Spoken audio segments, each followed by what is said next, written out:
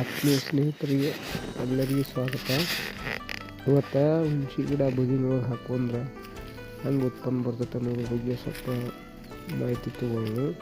ಈಗ ನಮ್ಮ ಗಿಡ ಮೊದಲಿದ್ದು ಅವು ರೋಗ ಬಂದ ಹುಳ ಹತ್ತಿ ತೆಳಗೆ ಬಡ್ಡಿ ಒಳಗೆ ಹುಳ ತಿಂದ ಈ ರೀತಿಯಾಗಿ ಕೆಲವೊಂದಿಷ್ಟು ಗಿಡಗಳು ಹೋಗ್ಯಾವು. ನೋಡ್ಬೋದು ನೀವು. ಈಗ ಇದೊಂದು ಕಟ್ ಮಾಡಿ ತೆಗೆದೀವಿ.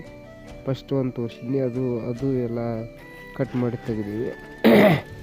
ಈಗ ನಮ್ಮ ಏವಂಟಿ ಗಿಡದೊಳಗೆ ಈಗ ಒಂದು 2 ಗಿಡ ಅವತ್ತರಿಂದ ನಮ್ಗೆ ವರ್ಷ ಒಂದು 10,000 ರೂಪಾಯಿ ಇನ್ಕಮ್.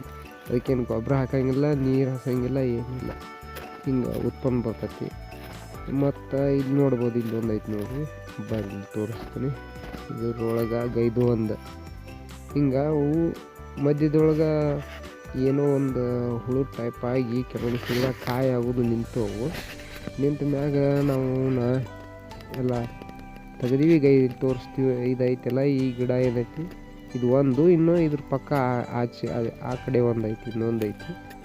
ಇವು 2 ಗಿಡ. ಒಂದು ಗಿಡ ಕನಿಷ್ಠ ಅಂದರೂ ಸರಿಯಾಗಿ ಕಾಯಿ ಬಂದರೂ ಒಂದು ವರ್ಷ 5,000 to 6,000, 10,000 ಹಿಂಗೆ. 2 ಗಿಡ ಅಂದ್ರೆ 20,000 ತನಕ ಹೋಗ್ತಾವೆ ಲಾಸ್ಟ್. ಕನಿಷ್ಠ ಅಂದ್ರೆ ಒಂದು 10,000, 8,000 ತನಕ. ಅಂದ್ರೆ ಅದಕ್ಕೇನು ನಾವು ನೀರು ಹಾಸಂಗಿಲ್ಲ,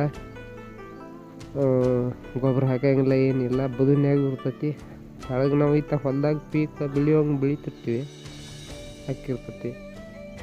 ಹಂಗೆ ಈಗ ಯಾರೋ ಅಲ್ಲಿ ರೈತರು ಹಿಂಗೆ ದಂಡಿ ಬದುವಿನೊಳಗೆ ನೀವು ಮಾಡ್ಕೋಬೋದು. ಇಲ್ಲಿ ಒಂದು ಗಿಡ ಐತಿ, ಇದು ಕಟ್ ಮಾಡಿದ್ದು ತೆಗೆದಿದ್ದೆ. ಈಗ ಅವು 8 ರಿಂದ 9 ಗಿಡ ಇದ್ದು ಎಲ್ಲ ಯಾವ್ಯಾವ ರೋಗ ಬಂದವಲ್ಲ ಅವನ್ನ ತೆಗ್ದೀವಿ. ಈಗ ಉಳಿದು ಇದು ಒಂದು.